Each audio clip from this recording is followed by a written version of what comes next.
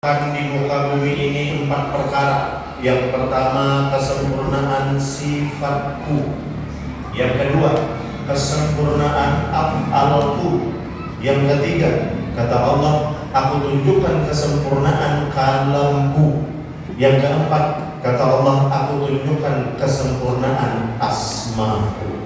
Maka 4 poin ini Allah tunjukkan. Di mana Allah menunjukkan? Allah tunjukkan melalui 3 poin rahmat. Apa itu yang 3 poin? Pertama, kata Allah, aku hadirkan rahmatku yang 4 tersebut. Kutunjukkan dari 3 itu. Yang pertama adalah agama Islam. Inna dina indallahil Islam. Agama yang aku ridhoi di sisi aku adalah agama Islam. Apa itu Islam? Ma hiyal Islam? Maka dijawab oleh Allah, antashhadu an la ilaha illallah wa anna Muhammadar Rasulullah. Mengucapkan 2 kalimat syahadat, asyhadu an la ilaha illallah wa asyhadu anna Muhammadar Rasulullah. Yang kemudian syahadat itu terpisah menjadi 2 kalimat, menjadi 1 kemudian dalam ketauhidan kita. La ilaha illallah, tidak ada Tuhan melainkan hanya Allah, di mana dia memiliki 41 aqaidul iman, di mana urusannya adalah hubungan vertikal atau hubungan hablum minallah antara hamba dengan penciptanya, yakni Allah Subhanahu wa taala.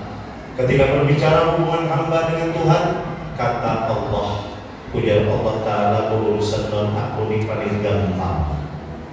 Andai kata kita diberi nikmat umur 100 tahun, sepanjang usia kita pergunakan umur tersebut berbuat zalim, berbuat munkar, berbuat maksiat, berbuat kejahilan. Tetapi pada ketika satu waktu kemudian kita benar-benar berserah, sujud meminta ampunan kepada Allah Subhanahu wa taala, maka kata Allah taala, innallaha la yaghfiru an yushraka bihi syai'an wa yaghfiru ma duna dzalika liman yasha wa may yusyrik billah faqad dhalla dhalalan ba'ida.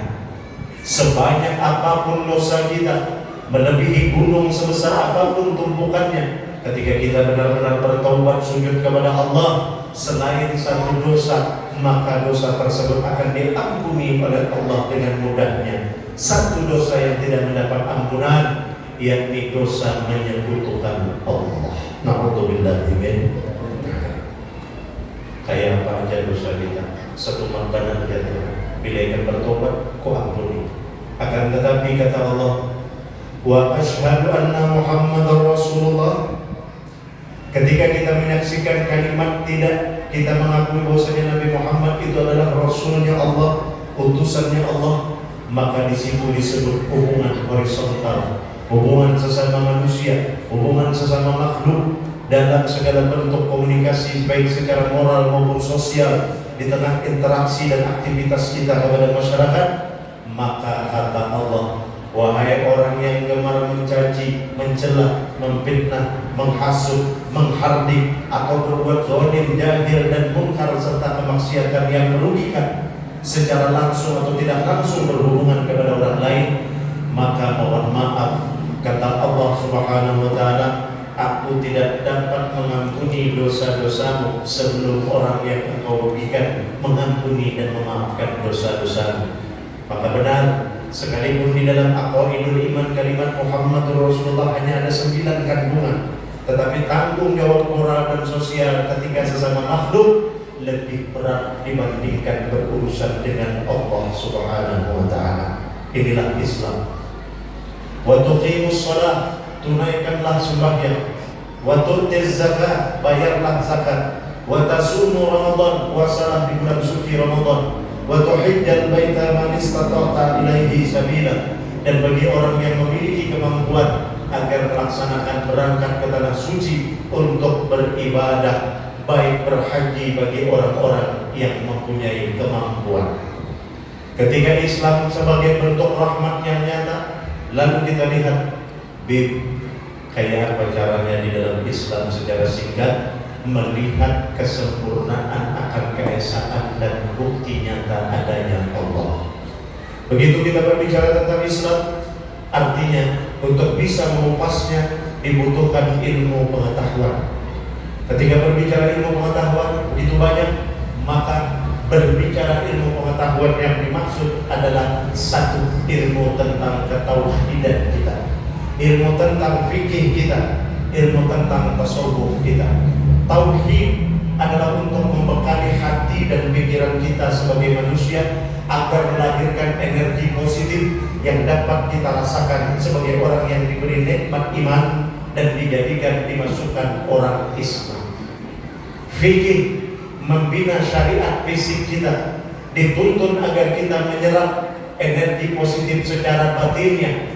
Maka tidak bisa dipisahkan antara sesuatu, baik itu ilmu, amal, dan ibadah yang bersifat syariat dan juga hakikat. Semua harus berjalan secara seimbang dan bersamaan.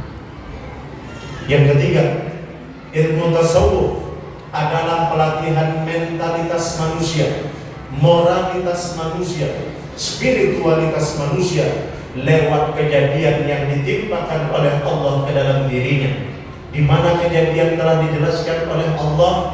Bagaimanapun bentuk purwa rupa kejadian, pada dasarnya setiap kejadian yang dialami manusia hanya ada dua perkara, yakni peristiwa yang bersifat basyir, menggembirakan hatinya. Allah ingin menegur kita, menguji kita, memperingatkan kita, melatih dan mendidik kita. Dua kejadian, gembira dan sedih. Bagaimana ketika kita bergembira agar tidak lupa diri, bagaimana ketika kita sedih agar tidak menjadi orang yang seakan-akan tidak memiliki Tuhan. Atau ujar bahasa Banjar, apabila dapat nyaman jangan sampai kami rawaan, apabila dapat sesuatu yang sakit jangan sampai kita berperilaku kayak orang kada bertuhan. Allahu Akbar, la ilaha illallah. Allahumma sholli wa sallim ala sayyidina Muhammad wa ala ali sayyidina Muhammad. Sampai di sini kita bertemu pada satu titik ilmu fikih, tauhid, dan tasawuf. Lalu kita buka Islam. Begitu dibuka dengan fikih, ternyata Islam paling pertama mengajarkan toharah, hal yang kita anggap sepele, aktivitas keseharian, tetapi ternyata mempunyai rahasia dampak positif apabila dikerjakan dan ditaati, dan dampaknya sangat negatif baik secara fisik maupun secara mental.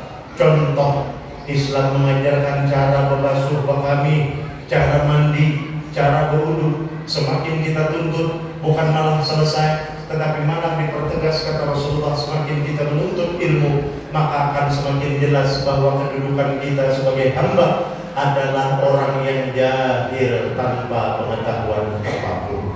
Guring diatur, makan diatur, rezeki kita diatur, pergaulan kita diatur, semua hal kita, aktivitas kita dalam keseharian diatur oleh Allah di dalam ilmu fikih. Maka di sini kita bertemu jawaban, ternyata Islam benar adalah agama yang sempurna karena secara detail semua dibimbing oleh Allah lewat agama Islam.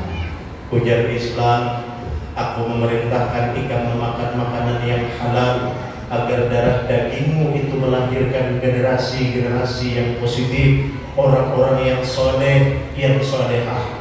Allah memerintahkan kita menjaga rezeki dari makan minum yang halal, dari pakaian yang halal, agar batang tubuh kita tidak terpengaruh dengan aura-aura negatif, lebih mendengarkan bisikan syaitan dibandingkan bisikan cahayanya Rasulullah, untuk mencintai, menuntut ilmu, beramal dan beribadah. Apa yang kita makan, sumbernya dari mana? Bahkan cara kita mengunyah dan menelan pun diatur oleh Islam. Belum perkara-perkara yang lain, bagaimana kita bertetangga, bagaimana kita berkomunikasi dengan orang lain, semua ringkasnya dituntun oleh Islam.